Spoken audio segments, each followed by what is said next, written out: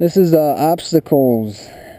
When you're on the road, there's many different obstacles. It could be, dead animals, potholes, debris from other vehicles. What we did in the motorcycle class is put down a 2x4 and we learned to ride over that safely.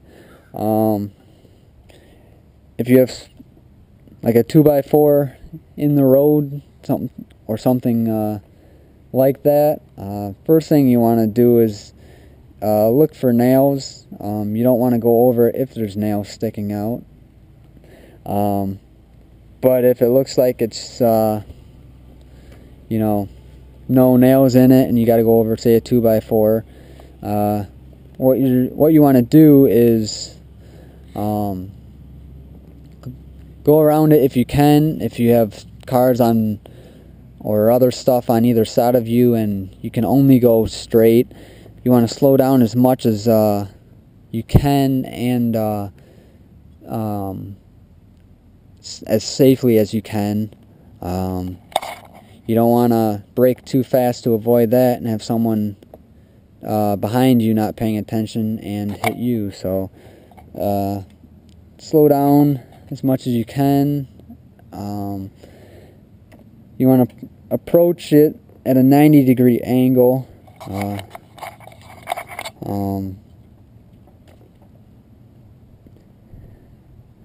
You want to avoid target fixation on it. You want to keep your eyes forward and ahead to where you want to go.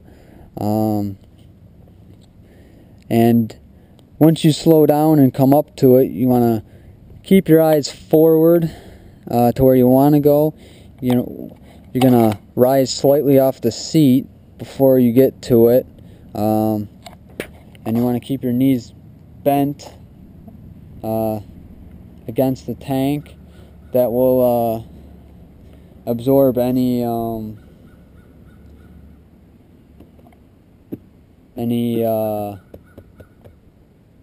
that suspension travel and the shock from going over it.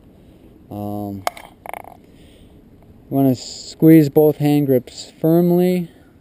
You don't want to cover the brake lever or clutch lever. What you're going to do is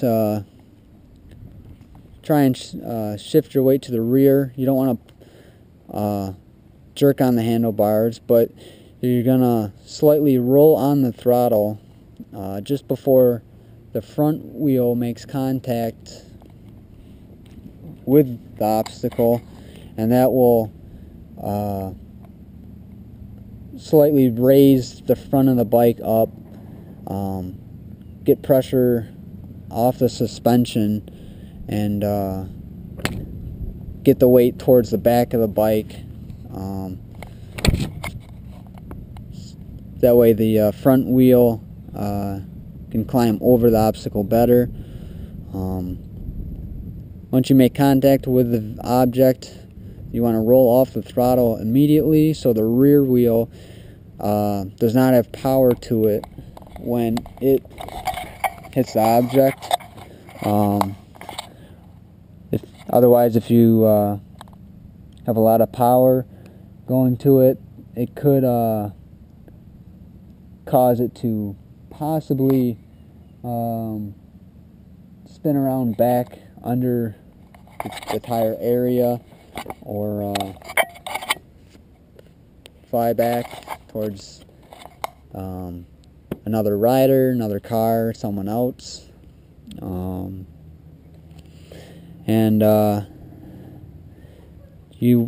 Once your motorcycle is stabilized, then you can sit down. You want to rise off your seat so when the back of the motorcycle rises up from going over it, it's not hitting you and moving your body around. Keep yourself and the bike more stable.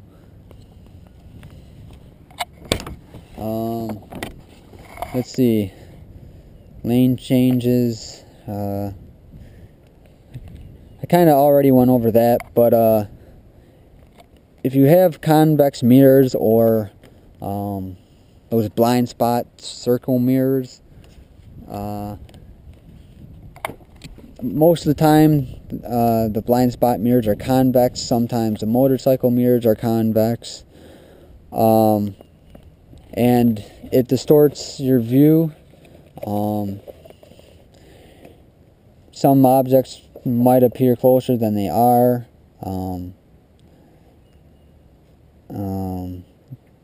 When you're doing a lane change, always look in your mirrors, turn your head, make sure there's no cars in your blind spot. Put your turn signal on, hand signals if you need them as well. And once you complete the turn, cancel your turn signal. Alright, passing. It's not recommended to pass more than one vehicle at one time. As cool as it may be sometimes. You want to stay at a appropriate following distance from the vehicle ahead of you.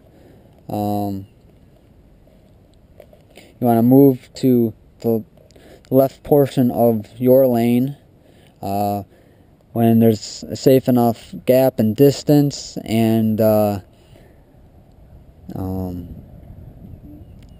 you've got the dotted line on your side, so you can legally pass. You're going to want to put on your turn signal, check your mirrors and blind spot. There might be a driver behind you that's trying to pass at the same time, so you don't want to turn in front of him and get hit by him. So turn signal, check your mirrors, turn your head and blind spot. You're gonna move into the opposite lane while accelerating. You want to select a lane position that allows you to maneuver within the time and space that you have. Usually you want to stay in the center lane. Sometimes if you're too far over left, that won't give you enough room if you needed to move even farther left, in case there's debris or something in the road in the lane you're passing. If you're too far over to the right, you can get wind blast from the other vehicle. You could also, you're closer to the vehicle you're passing, so you want to give yourself space between you and them. So usually the center of the lane is the best area to be in. You also want to accelerate quickly past the vehicle, so you're reducing the amount of time you're in their blind spot as much as possible. Sometimes they might not see you going to pass, and maybe they're turning left ahead, or there's something in their lane ahead, so then they might want to move into the opposite lane to get around that. So by being in the center and accelerating past them quickly gives you the most space on either side of you and gets you out of their blind spot quickly. Once you get past the vehicle, signal a lane change, so they know you're getting back in front of them. You know, again, you can check your mirrors, turn your head, just to double check to make sure the vehicle is, you have enough space. And once you get back in your lane, get to a good lane position, depending on the traffic ahead, whether there's other vehicles ahead of you, weather, and also cancel your turn signal. Now when you're group riding, riding with someone else, you know, whether it be one other person or a lot of other people, usually what you want to do is have good communication skills with other drivers before you actually go out. Different people might have different riding styles as far as the distance between themselves, maybe hand signals. So you want to make sure everyone's on the same page as far as that goes before you go out. You also got to think of the abilities and needs of the other drivers. You might be experienced, but someone else is newer at riding. So you want to make sure you're not going too fast for them or riding out of what they feel comfortable. And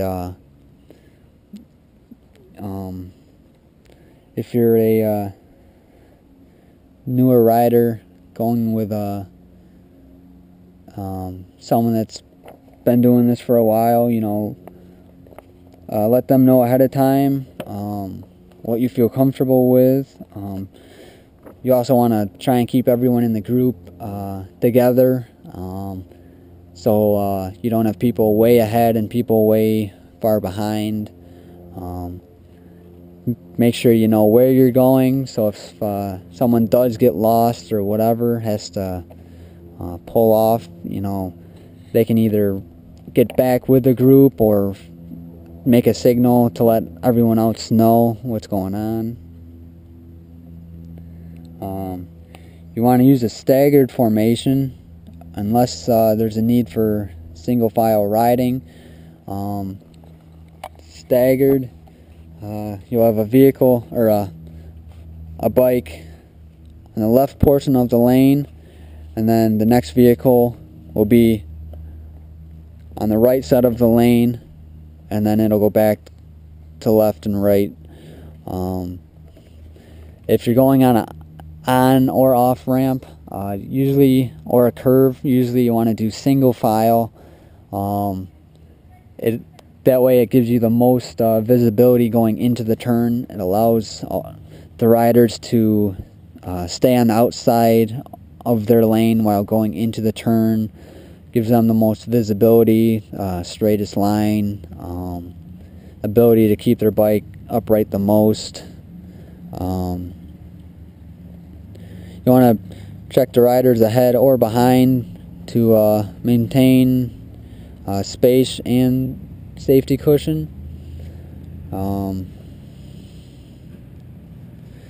Again, know a plan if riders get separated by traffic, or figure out, you know, different hand gestures. Passing is when you go to pass, you want to do it individually. You don't all want to pass at the same time. One rider will pass a vehicle at a time. That's the safest way. So the lead guy will go to pass, and then he'll get back in his lane, and then the next vehicle will pass when it's safe to do so, get back in, and you'll still follow that staggered formation.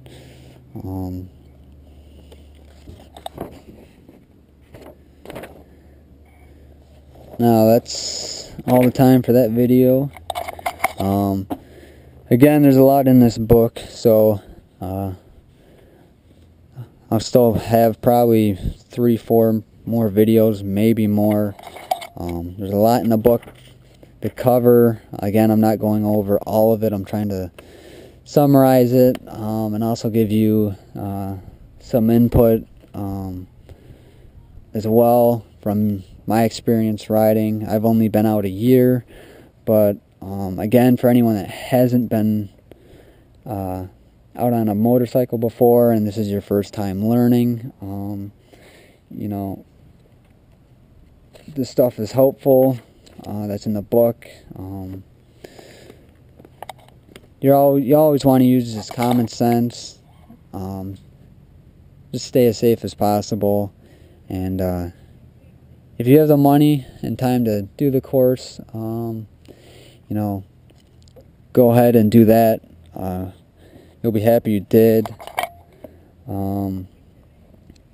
At the time, I didn't have anyone that was 21 or older to go out and teach me to ride, but you know, never been on a dirt bike before or a motorcycle, so